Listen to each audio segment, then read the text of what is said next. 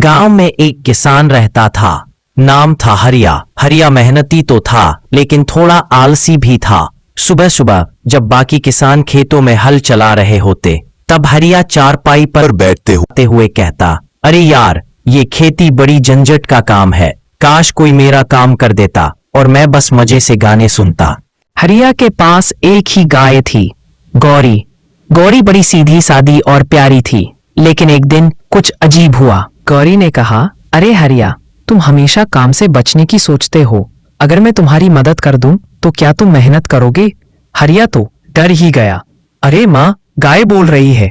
गौरी हंसी और बोली, डर मत, मैं तुम्हें एक दिन के लिए जादुई मदद दूंगी। अगली सुबह हरिया खेत पहुंचा तो देखा हल एक बंदर चला रहा है, पानी एक बकरी दे रही है।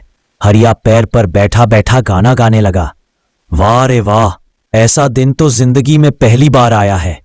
गांव वाले हैरान थे। अरे हरिया तो बड़ा जादूगर निकला। इसके खेत में जानवर कैसे काम कर रहे हैं? चलो उससे पूछते हैं। हरिया, तुम्हारे खेत में जानवर कैसे काम कर रहे हैं?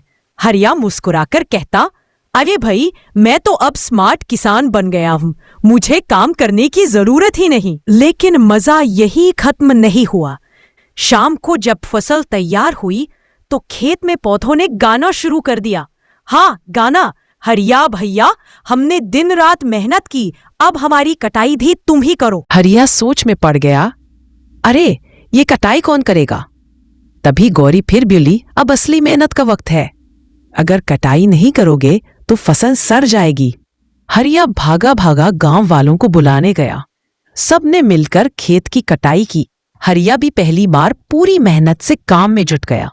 काम खत्म होने पर सब थक गए, लेकिन फसल देखकर खुश भी हुए। गौरी मुस्कुराकर बोली, देखा हरिया, असली मजा मेहनत में है।